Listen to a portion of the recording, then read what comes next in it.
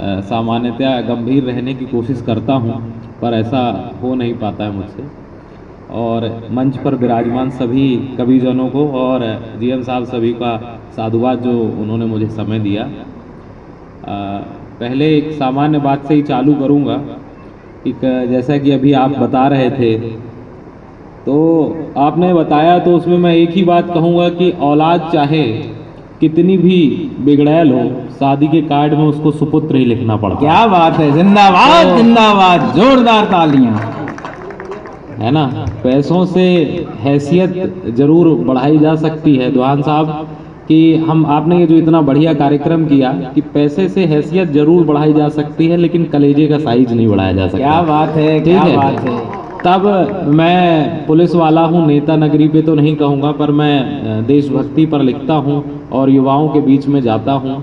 तो चंद लाइनें, अपना समय मैं बहुत जल्दी समाप्त करूँगा कि उगता हुआ वतन देख कर खौले नहीं यारो ऐसे खून की रवानी किस काम की, कि उगता हुआ वतन देख कर खौले नहीं यारो ऐसे खून की रवानी किस काम की, कि स्वार्थों की चौसर पे भारती की जा रही जो स्वाभिमान सुनत निगारी किस काम है, कि स्वार्थों की चौसर पे भारती की जा रही जो स्वाभिमान सुनत निगारी किस काम की, कि जिसमें न त्याग देश प्रेम नहीं बलिदान, कि जिसमें न त्याग देश प्रेम नहीं बलिदान यारो जिंदगी की वो कहानी किस काम की, और कर जिस माटी का चुकाए बिना ढल जाए दोस्तों बताओ वो जवानी किस काम क्या बात है, दोस्तों बताओ वो जवानी किस काम की।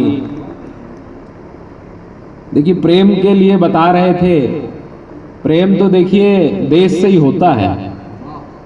एक बात मैं आपको बता दूं कि अमृता प्रीतम जी ने रसीदी टिकट में लिखा था कि मुझे साहिर लुधियानवी से प्रेम था। तो साहिर लुधियानवी जी जब उनके घर जाया करते थे तो बोले वो मुझसे बात नहीं किया करते थे, वो मेरे सामने आकर चले जाया करते थे।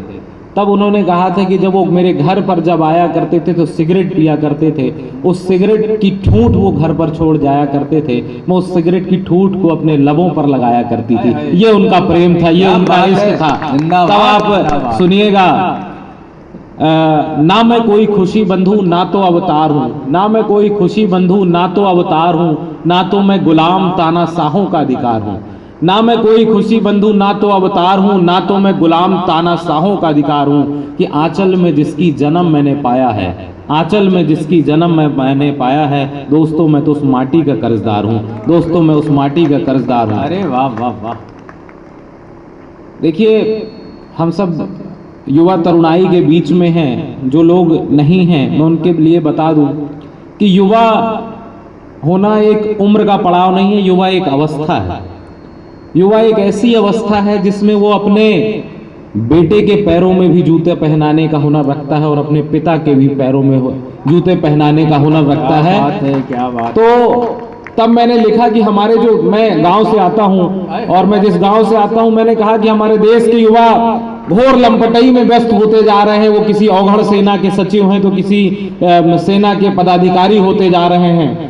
उनके माँ बाप के बीच में उनको कुछ कर दिखाने की क्षमताओं का जो ह्रास हो रहा है ना, उसके लिए मैंने अपनी कविता लिखी है।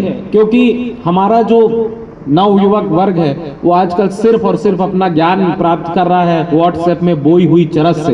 मैं आप लोगों का ध्यान भी आमंत्रित करना चाहता हूं। मैं तो बहुत कम जगह जा पाता हूं, मुझे पहली बार मौका मिला है, पर आप सभी लोगों से निवेदन करता हूं कि कभी भी जाइए तो युवाओं के बीच में कहिए कि ये हमारे ज्ञान का सागर नहीं है। मैं पुलिस विभाग में हूं, मुझे बहुत कम समय मिलता है, लेकिन मैं और मेरे थाना प्रभारी ने मिलकर एक छोटा सा पुस्तकालय अपने थाना क्षेत्र में अभी अभी खोला है, जिसकी अभी लेटेस्ट में ही उद्घाटन हुआ है उसका। तब मैंने ये एक कविता लिखी थी, उसको मैं सुनाना चाहता हूँ कि किताब पढ़ने का क्या महत्व होता है उसको सिर्फ समझिएगा कि यदि कोई जीना हो कोई और जिंदगी, हम अपने जीवन में सिर्फ एक जीवन जी सकते हैं, लेकिन हमें और भी जीवन को एक्सप्लोर करना हो, जानना हो, तब हम क्या कहेंगे कि यदि जीना हो कोई और जिंदगी तो पढ़ो एक किताब।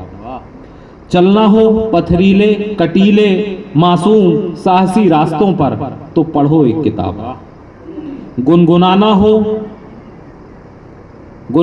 हो खेती को, नदी के तीरे की रेती को तो पढ़ो एक किताब।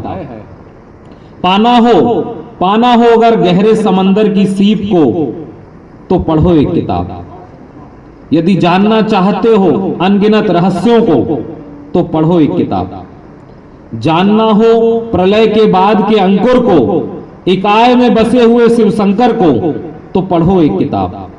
अधूरेपन को करना हो पूरा, अनसुलझे सवालों का पाना हो जवाब तो जनाब पढ़ो एक किताब।